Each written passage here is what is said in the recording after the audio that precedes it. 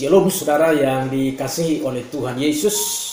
Senang berjumpa dengan saudara dan saya percaya kita semua tetap merasakan kebaikan Tuhan Yesus dalam kehidupan kita.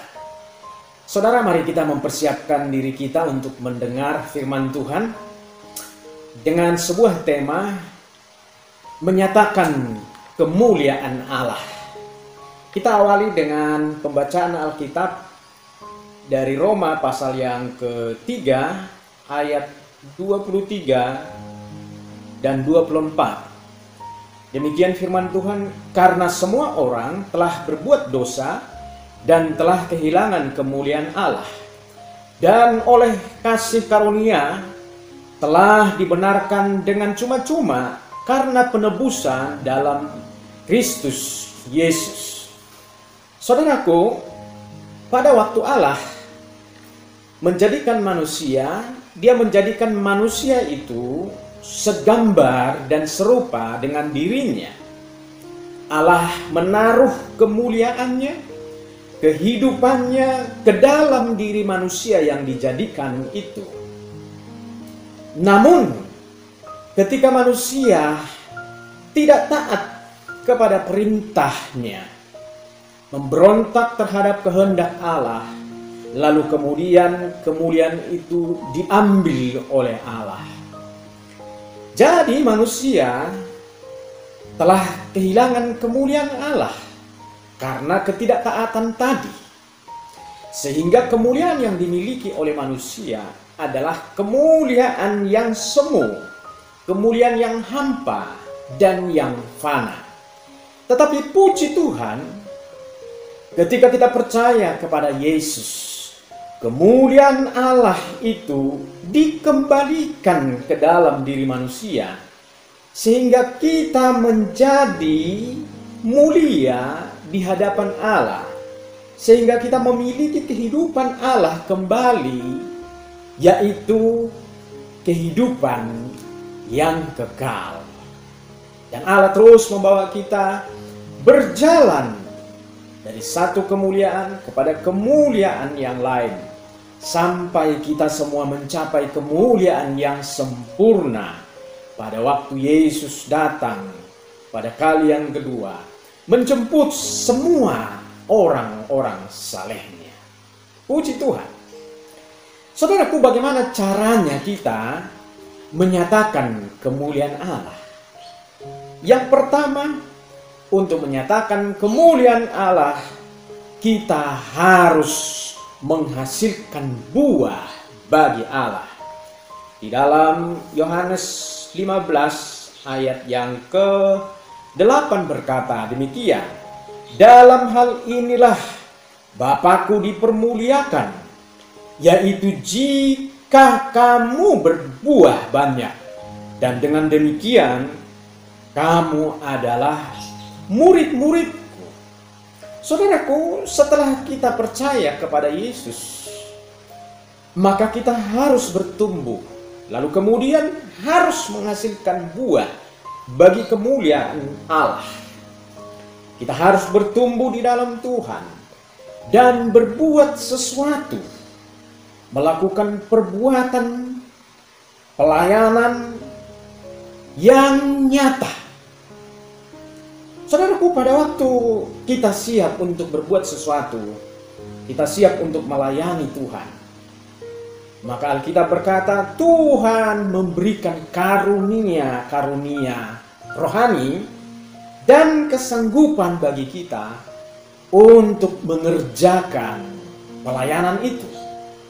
Tetapi ingat, memiliki karunia tidak menjadi jaminan bahwa kita sudah mencapai kehendak Allah.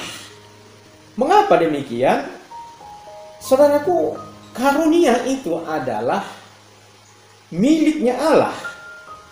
Karunia itu adalah sumber daya Allah yang diberikannya kepada masing-masing kita tanpa melihat siapa diri kita. Allah mensuplai kemampuannya ke dalam diri kita.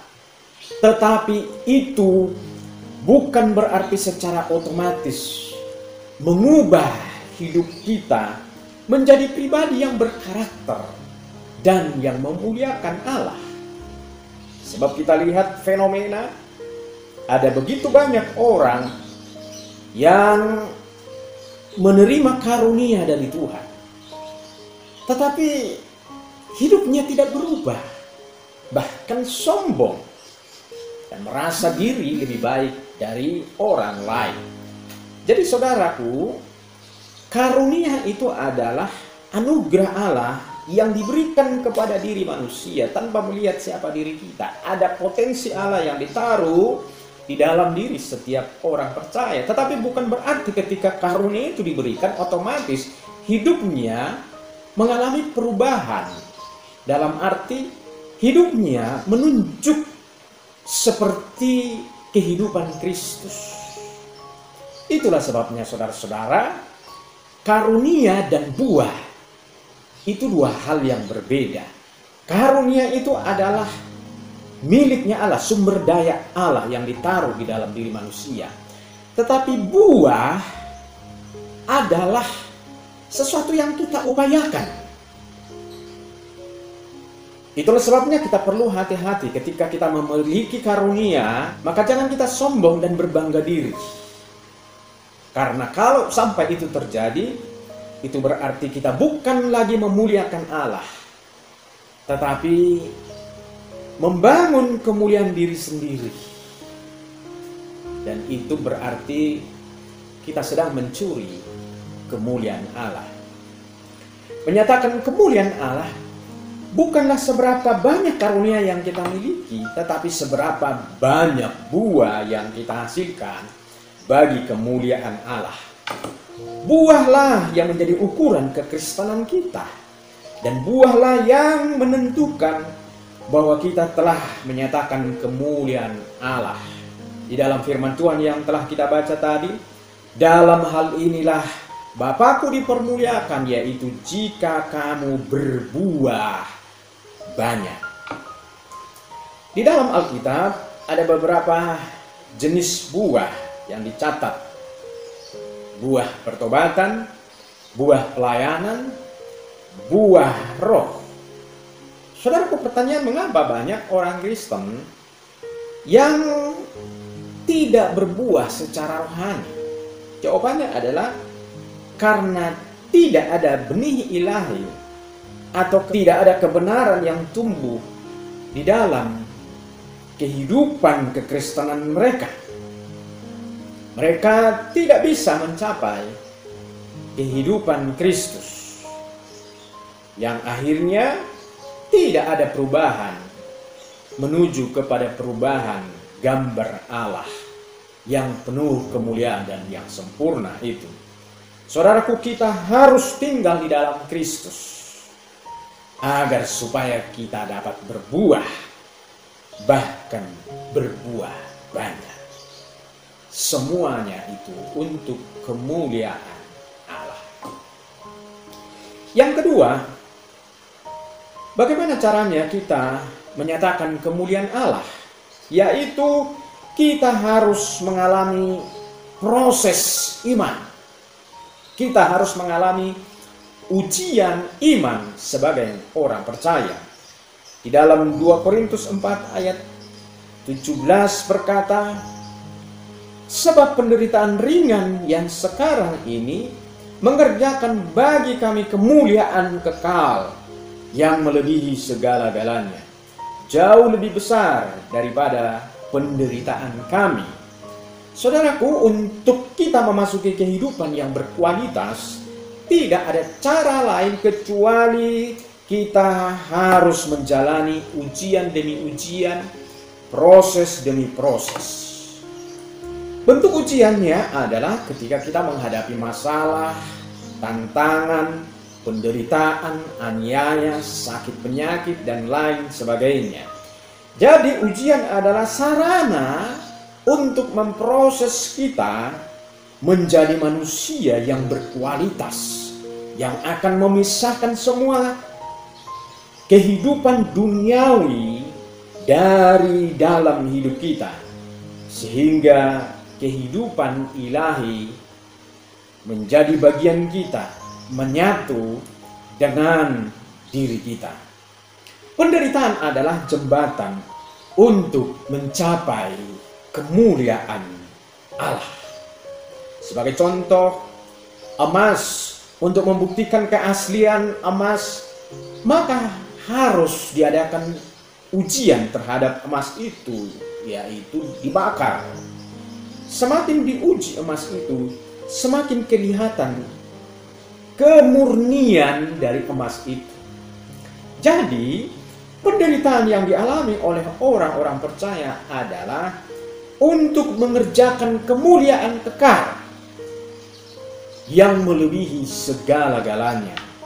Seperti yang dikatakan oleh firman Tuhan, tidak mungkin kita dapat mencapai standar ilahi kalau kita tidak mengalami dan menjalani kehidupan Kristus. Saudaraku, bagaimanakah kehidupan Kristus? Kristus harus menjalani penderitaan sebagai anak manusia untuk membuktikan bahwa dia adalah anak Allah. Dia tekun menjalani penderitaan karena dia tahu bahwa ketika dia menderita, maka itu akan mengerjakan kemuliaan baginya. Kristus tidak akan dipermuliakan oleh Bapaknya kalau dia tidak melakukan kehendak Bapaknya, yaitu mengalami penderitaan, disalibkan sampai mati. Itulah sebabnya Alkitab mencatat Allah sangat meninggikan dia dan mengaruniakan nama di atas segala nama kepada Yesus. Contoh yang lain adalah Yusuf. Yusuf tidak akan pernah menjadi seorang perdana menteri di Mesir kalau dia tidak siap mengalami proses demi proses dalam hidupnya. Andai kata dia tidak mau diproses oleh Allah, maka dia tidak akan pernah melihat kemuliaan Allah dalam hidupnya. Dan dia tidak akan pernah dapat menyatakan kemuliaan Allah di dalam pemerintahan di Mesir. Tetapi Yusuf belajar taat dan setia di dalam prosesnya Allah, sehingga pada akhirnya Yusuf melihat kemuliaan Allah dinyatakan atas dirinya, dan kemudian dia dapat menyatakan kemuliaan Allah kepada banyak orang. Saudaraku, begitu juga dengan kita. Pada saat kita mengalami proses iman, di sana kita akan melihat kemuliaan demi kemuliaan Allah. Dan Alkitab mencatat, maka kita juga akan dipermuliakan bersama-sama dengan Kristus yang pernah menderita di dalam kemuliaan Allah. Haleluya. Kemudian yang ketiga, untuk menyatakan kemuliaan Allah adalah kita harus berani menabur sesuatu bagi Allah. Di dalam Amsal 3 ayat yang ke-9 berkata, muliakanlah Tuhan dengan hartamu dan dengan hasil pertama dari segala penghasilanmu. Muliakanlah Tuhan dengan hartamu, ini merupakan pesan ilahi kepada setiap kita, agar kita tidak menjadikan harta sebagai bentuk kemuliaan diri kita sendiri. Mengapa? Sadar atau tidak sadar, sebagai manusia, ukuran kewibawaan, ukuran harga diri, ukuran kebanggaan, bahkan ukuran kemuliaan seseorang dilihat dari berapa banyak harta yang dia miliki. Ketika seseorang bekerja keras untuk mendapatkan kekayaan, untuk mendapatkan materi, sesungguhnya dia sedang membangun kemuliaan diri sendiri. Tetapi kita sebagai orang percaya, kita harus mengerti secara jelas bahwa semua harta yang kita dapatkan, semua materi yang kita peroleh melalui kerja keras, kita harus menempatkannya, mempergunakannya untuk kemuliaan Tuhan. Dengan demikian kita telah memenuhi kehendak Allah dan menyatakan kemuliaan Allah jika kita bersedia menabur apa yang ada pada kita untuk kemuliaan Allah. Saudaraku, biarlah firman Tuhan ini meneguhkan kita, memotivasi kita, dan memberkati kita sekalian. Tuhan Yesus memberkati. Mari kita berdoa. Kami bersyukur Bapa di surga buat firman Allah yang kekal, yang diberikannya kepada setiap kami orang-orang percaya, terutama bagi mereka yang mendengar firman-Mu. Firman itu akan menjadi kekuatan bagi kami jikalau kami menaruh firman itu dan menghidupinya di dalam keseharian kami. Tuhan, anugerah-Mu kiranya berlimpah-limpah dalam kehidupan kami, agar kami dapat melakukan kehendak-Mu. Biarlah firman-Mu Tuhan mengerjakan hal-hal yang baik, hal-hal yang mulia dalam diri kami, sehingga olehnya kami menyatakan kemuliaan Allah bagi dunia ini. Terima kasih Bapa, berkat-Mu atas setiap jemaat-Mu. Turunlah kiranya berkat damai dan sejahtera dari Allah Bapa, kasih karunia dan rahmat Tuhan Yesus Kristus, serta pertolongan, penghiburan, kekuatan Roh Kudus menyertai memberkati saudara sekalian hari ini sampai Maranatha. Tuhan Yesus menjemput setiap kita yang percaya. Haleluya. Amin.